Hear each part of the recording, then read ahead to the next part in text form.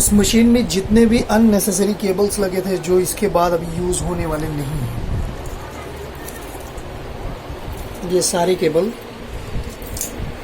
मैंने निकाल दिए।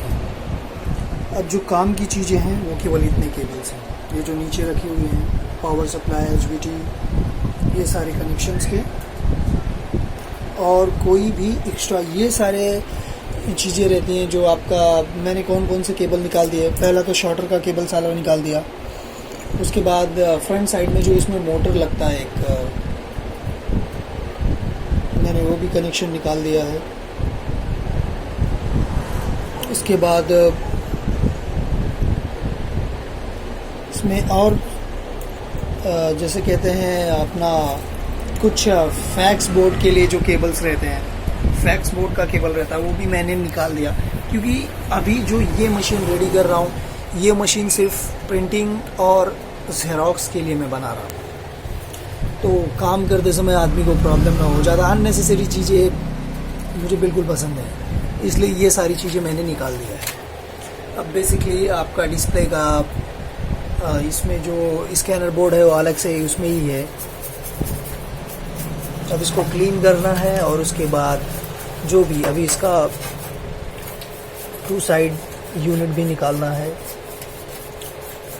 प्रॉपरली। तो ये मशीन अभी इतना हो ही गया है कि बट अभी बहुत सारी चीज़ें ये हो गया, इसे खोलना, क्लीनिंग करना, ये 2 साइड यूनिट उसे बाहर निकालना है, दैट्स में बहुत सारे काम है। But step by step 1 by 1 करना पड़ता है, जिससे मशीनों में उतना प्रॉब्लम्स जो देखने को मिल रहा है, हम उसकी छोटी छोटी बारीकियां, अगर आप ऐसा देखो तो इस मशीन में कुछ आपको दिखता ही नहीं कुछ है क्या, बिल्कुल ऐसा लगे नहीं यार कुछ है ही नहीं, केवल ढांचा है तो इतना। लेकिन एक छोटा सा मिस्टेक आपको बहुत ज़्यादा परेशान कर सकता है इस मशीन में।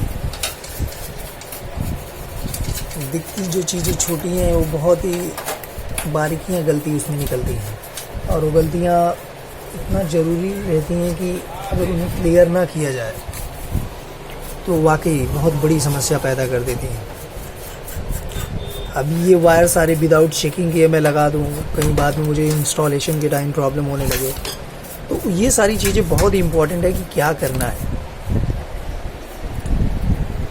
वैसे मशीन तो ज़्यादा जूनी नहीं लग रही है, मशीन अच्छी ही कंडीशन में दिख रही है मुझे अंदर से।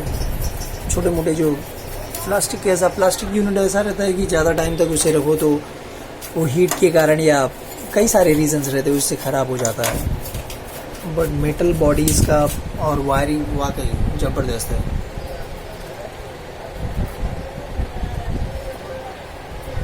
चलो नेक्स्ट, अब जब मैं इसको असेंबल करूँगा, मैं आगे की भी वीडियो आपको शो करने की कोशिश करूँगा कि ये आखिर है क्या मशीन।